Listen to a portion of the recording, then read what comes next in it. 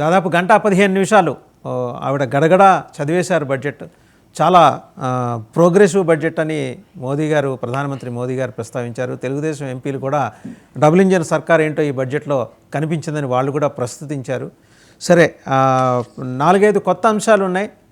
4-5 సెక్టర్లో చాలా proactive measures తీసుకున్నారు, అప్రిషియబుల్. బట్ ఓవరాల్గా మీకు 360 డిగ్రీస్లో చూస్తే ఈ బడ్జెట్ ఎలా అనిపిస్తుంది సార్? ముఖ్యంగా ఇందులో మనం చూసుకుంటే నిర్మలా సీతారామన్ గారు దేశం అంటే మట్టి కాదోయ్, దేశం అంటే మనుషులో అన్న దీంతో మొదలు పెట్టారు బడ్జెట్. కాబట్టి అక్కడ మన తెలుగు వినిపించింది రోజు లోక్సభలో. సో దాంతో మనం తెలుగు రాష్ట్రాలకు చాలా ఎక్కువ అలొకేషన్స్ ఉంటాయేమో అనుకున్నాం మనం. కానీ తెలుగు రాష్ట్రాలకు చూస్తే, ఎందుకంటే గత బడ్జెట్లోనే అనేక విషయాలు ప్రస్తావించడం వల్ల, అటు రైల్వే లైన్స్ కావచ్చు, లేకుంటే అమరావతికి 15,000 కోట్ల ప్రపంచ బ్యాంక్ అప్పు కావచ్చు, వీటన్నిటిని కూడా పరిగణనలోకి తీసుకుంటే ఈసారి స్పెసిఫిక్ గా మనకు ఆంధ్రప్రదేశ్కు కేటాయించిన విషయాలు ఏమీ కనపడలేదు. కానీ ఎన్నికలకు వెళ్లబోతున్న బీహార్కు మటుకు విపరీతంగా ఈరోజు వరాల జల్లు కొలిపించారు. దాంట్లో ముఖ్యంగా మఖానా బోర్డు ఏర్పాటు చేయడం కావచ్చు, ఒక గ్రీన్ ఫీల్డ్ విమానాశ్రయం ఏర్పాటు చేయొచ్చు, లేకుంటే మన పట్నా ఎయిర్పోర్ట్ విస్తరణ కావచ్చు, వెస్ట్ కోసి కెనాల్ ప్రాజెక్టుకు నిధులు కావచ్చు. ఈ విధంగా చూసుకుంటే ఆ తర్వాత టూరిజం సెక్టర్కి వచ్చినా కూడా బుద్ధుడు ఎక్కడైతే ముఖ్యమైన తీర్థస్థానాలు ఉన్నాయో వాటన్నిటికీ టూరిజంలో కూడా ఎక్కువ అలాట్ చేస్తామని కూడా చెప్పడం జరిగింది. కాబట్టి ఇప్పుడు మీరన్నట్టు ఆంధ్రప్రదేశ్ మరియు బీహార్ ఈ రెండు కూడా కేంద్ర ప్రభుత్వానికి మద్దతు ఇస్తున్న పార్టీలు. కానీ ఈసారి బీహార్కు పెద్ద పెట్టున ఈ బడ్జెట్లో రాయితీలు అవి దొరికాయి. ఈ బడ్జెట్ చూసుకుంటే ముఖ్యంగా సాధారణంగా క్రికెట్ మ్యాచ్ లో అందరు ప్లేయర్స్ బాగా ఆడినా చివరి ఓవర్లో ఎవరు కొడతారో సిక్సర్ అని దాని మీద వారి పేరు చాలా సేపు డిస్కస్ చేస్తారు. కానీ ఈ బడ్జెట్ లో మీరు చూస్తే చివరిగా డైరెక్ట్ ట్యాక్సెస్, అంటే మన ఇన్కమ్ ట్యాక్స్ గురించి ఏదైతే బెనిఫిట్ ఇచ్చారో, అంటే ఇంతకుముందు 7 లక్షల రూపాయలకు ఇన్కమ్ ట్యాక్స్ మొదలవుతే ఈసారి దాన్ని 12 లక్షలకు పెంచారు. సో దానివల్ల ఏమైందంటే ఇది ఆల్మోస్ట్ 2011లో మహేంద్ర సింగ్ ధోని లాస్ట్ ఓవర్లో సిక్సర్ కొట్టినట్టు ఉంటుంది గెలవడానికి. సో ఈ విధమైన మార్పులతో, ఎందుకంటే భారతదేశం ఇప్పుడు వికసిత్ భారత్ 2047 అని, తర్వాత SDG గోల్స్ అని, వీటన్నిటినీ సాధించడానికి మన ఆర్థిక వ్యవస్థను సుసూత్రీకరణం చేయడం చాలా ముఖ్యం. ఆర్థిక వ్యవస్థ ఎప్పుడు మెరుగుపడుతుందంటే ఎప్పుడైతే దేశంలోని ప్రజలు వారు ఖర్చు పెడతారో, అంటే దీన్ని కన్జంప్షన్ అంటాం. కన్జంప్షన్ ఎప్పుడైతే మొదలు పెడతారో, అంటే ఏదైనా కొనడానికి ప్రజల దగ్గర డబ్బు ఉండాలి చేతిలో. ఆ డబ్బు ఉండాలంటే చేతిలో వాళ్లకు ఏదైనా ఒక రాయితీలు కనిపించాలి. ముఖ్యంగా ఏమైపోయిందంటే ఈ మధ్య భారతదేశం మీరు చూసుకుంటే ఈ ఉచితాలు అని చెప్పి ఎవరైతే బిలో పావర్టీ లైన్ ఉన్నాయో వారికి చాలా పథకాలు ఉన్నాయి.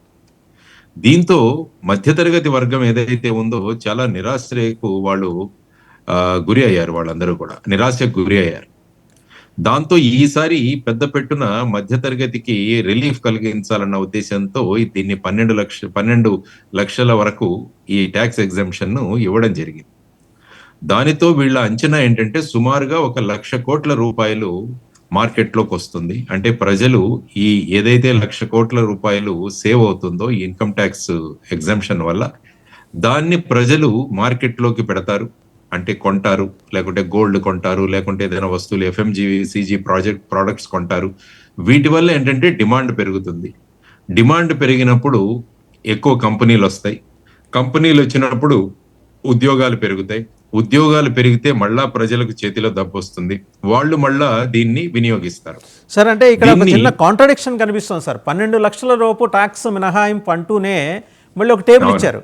4 లక్షల రూపాయలు అయితే 5%, 8 లక్షల లోపు, అదే 8 లక్షల లోపు అయితే 5%, తర్వాత అంటే అది తర్వాత 10%. అది దాని తర్వాత 12 లక్షలు తీసేసి మిగతా ఇన్కమ్ ఏదైతే, ఫర్ ఎగ్జాంపుల్ మీకు 20 లక్షల ఆదాయం అనుకుందాం, అందులో 12 లక్షలు తీసేస్తారు. అంటే మిగిలినది మీకు 8 లక్షలు. అది ట్యాక్సబుల్. అంటే 4 లక్షలకు మీకు ఏమీ ఉండదు ట్యాక్స్. ఆ తర్వాత 4 నుంచి 8 వరకు 5%, ఆ విధంగా క్యాలిక్యులేట్ చేస్తాం.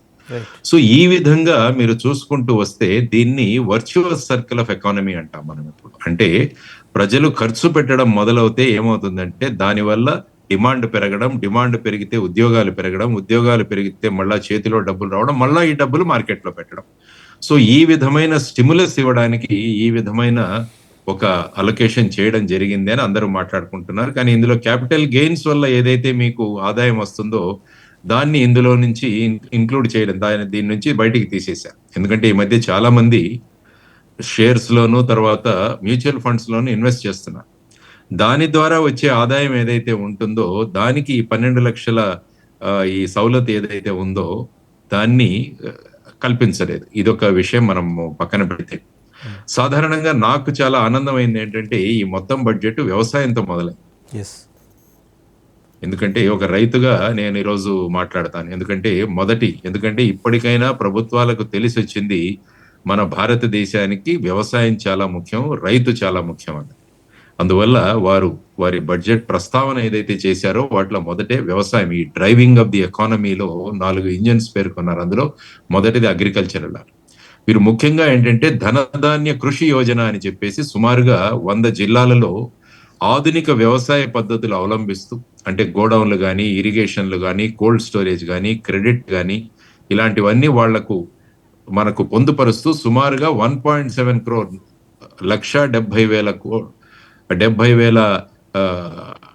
రైతులు ఎవరైతే ఉన్నారో వారికి ఈ పథకం ద్వారా ఇది ఒక పథకాన్ని అనౌన్స్ చేయడం 100 జిల్లాలనే ప్రస్తావన చేశారు, కానీ స్పెసిఫిక్గా ఫలానా రాష్ట్రాలు అనే ప్రస్తావన అంటే బహుశా తర్వాత ఏమన్నా ప్రకటించే అవకాశం ఉందంటారా? అది ఉండొచ్చు, కానీ ఇందులో ఆస్పిరేషనల్ డిస్ట్రిక్ట్స్ అని ఉన్నాయి ఆల్రెడీ మన దగ్గర. ఆస్పిరేషనల్ డిస్ట్రిక్ట్స్ లో ప్రవేశపెడతామని అన్నారు. అంటే ఏ ప్రాంతాల్లో అయితే వ్యవసాయంలో వెనకబడి ఉన్నారు, ఉత్పత్తి అంత ఎక్కువగా రావడం లేదు, అటువంటి జిల్లాలలో వీటిని కేంద్రీకరిస్తాము. దానికి 1.7 crore ఫార్మర్స్ దీని ద్వారా వాళ్ళు లబ్ధి పొందుతారన్నది ఒకటి.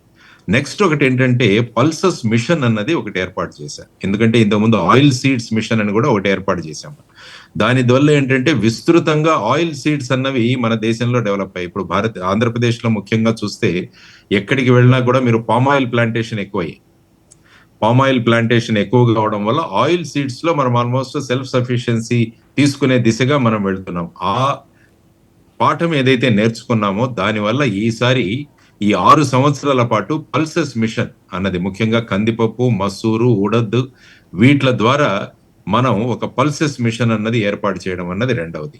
తరువాత సుమారుగా 7.7 కోట్ల రైతులకు కిసాన్ క్రెడిట్ కార్డులు ఇచ్చి, అంటే వాళ్ళలో మత్స్యకారులు ఉంటారు, పాడి రైతులు ఉంటారు, వీరందరికీ ఈ క్రెడిట్ కార్డ్స్ ద్వారా వారికి డైరెక్ట్ గా డబ్బులు తీసుకునే దానికి, అంటే 3,000 నుంచి 5,000, ఇంతకుముందు 3,000 ఉండేది, దాన్ని 5,000 వరకు చేస్తామని వారు చెప్పడం జరిగింది. ఇంకొకటి ఏంటంటే ప్రతి ఉత్పత్తి మిషన్ ఒకటి కూడా స్టార్ట్ చేశారు, అంటే కాటన్. అంటే దాని ద్వారా టెక్స్టైల్ ఇండస్ట్రీని ఇంప్రూవ్ చేసి ఎక్కువ ప్రాంతాల్లో పత్తి పండే విధంగా, ముఖ్యంగా మనం చూసుకుంటే తెలంగాణ ప్రాంతంలో కూడా, మన ప్రాంతంలో కూడా పత్తి ఎక్కువగా పండిస్తారు, మహారాష్ట్ర ఇటువంటి ప్రాంతాల్లో. కాబట్టి దానికి కూడా ఒక మిషన్ ఏర్పాటు చేసి దాని ద్వారా. తర్వాత వచ్చేసి ముఖ్యంగా ఆక్వా అండ్ మెరైన్, ఇది కూడా చాలా ముఖ్యమైనది. ఎందుకంటే మన ఆంధ్రప్రదేశ్ తీసుకుంటే మనకు సుమారుగా 974 కిలోమీటర్ల తీర ప్రాంతం ఉంది. అక్కడ మనకు కూడా ఆక్వా కల్చర్ లో చాలా ముందున్నాం మనం. కాబట్టి ఈ ఆక్వా కల్చర్, మెరైన్ కల్చర్ ని కూడా డెవలప్ చేయడానికి ముఖ్యంగా అండమాన్ నికోబార్ ఈ ప్రాంతాలను కేంద్రంగా చేసుకుని అభివృద్ధి చేసే విధంగా మాట్లాడారు. తర్వాత ఇంకొక national mission for high yielding seeds అన్నది కూడా ఒకటి ప్రకటించారు. అంటే మనం చైనా చూసుకుంటే దాంట్లో వ్యవసాయ క్షేత్రం తక్కువ ఉంటుంది కానీ వాళ్ళ ప్రొడక్షన్ ఎక్కువ. దానికోసం ఏంటంటే high yielding seeds, high yielding varieties వాళ్ళు ప్రొడ్యూస్ చేస్తారు. అదే విధంగా భారతదేశంలో ఈ హై ఈల్డింగ్ సీడ్స్ అన్నవి కూడా ఒక మిషన్ ఏర్పాటు చేయాలన్నది. ఆ తర్వాత కూరగాయలు మరియు పళ్ళు, హార్టికల్చర్ అభివృద్ధి కోసం కూడా, అంటే నేను ఎప్పుడు చెబుతుంటాను, ఫుడ్ ప్రాసెసింగ్ అన్నది చాలా ఇంపార్టెంట్ మనకు. ఫుడ్ ప్రాసెసింగ్ ఎప్పుడైతే జరుగుతుందో గ్రామీణ ప్రాంతాల్లో మనకు ఉద్యోగాలు సృష్టించబడతాయి. అందువల్ల FPOs ద్వారా, కోఆపరేటివ్స్ ద్వారా ఈ ఫుడ్ ప్రాసెసింగ్ అన్నది మేము మెరుగు చేస్తాము.